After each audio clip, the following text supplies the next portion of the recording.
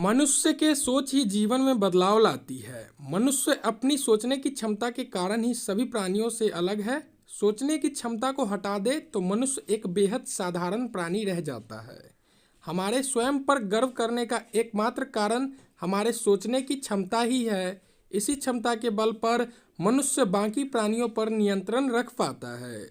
जरा विचार करें कि जब हम केवल इस विशेषता के कारण दुनिया में सबसे अलग हैं, तो क्या हमें इस चमत्कारी क्षमता का सदुपयोग नहीं करना चाहिए? जवाब मिलेगा, अवश्य करना चाहिए। लेकिन क्या नकारात्मक सोच के साथ हम इस क्षमता का सही उपयोग कर सकते हैं? जी नहीं, हम ऐसा नहीं कर सकते। हम तभी श्रेष्ठ प्राणी बन सकते हैं जब हमारी सोच सकारात्मक होगी। जीवन में सफलता तभी मिलेगी जब सोच सकारात्मक होगी। यदि आप आपदा के बारे में सोचते हैं तो वह आ जाएगी।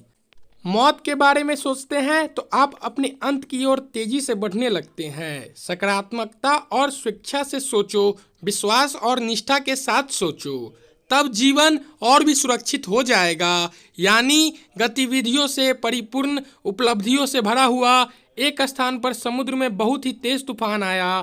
तूफान के गुजर जाने के एक दिन बाद लोगों ने देखा कि असंख्य सी स्टार, एक समुद्री जीव होते हैं, किनारे पर आ पड़े थे। तेज सूरज निकला हुआ था और उसकी गर्मी से पानी के बाहर किनारे पर पड़े समुद्री जीवों के शरीर सूखने लगा था। मृत्यु उनके करीब आ रही थी। तभी समुद्र के किनारे टहल रहे एक लड़के ने सी स्टारों को उठाकर समुद्र में फेंकना शुरू कर दिया ताकि वे मृत्यु के मुंह से जाने से बच जाएं। एक आदमी उस लड़के को ऐसा करते हुए देख रहा था। वह उसके नजदीक आया और बोला, यह तुम क्या कर रहे हो? चारों तरफ देखो, लाखों सी स्टार पड़े हुए हैं। समुद्र का पूरा किनारा उनसे अटा पड़ा हुआ है।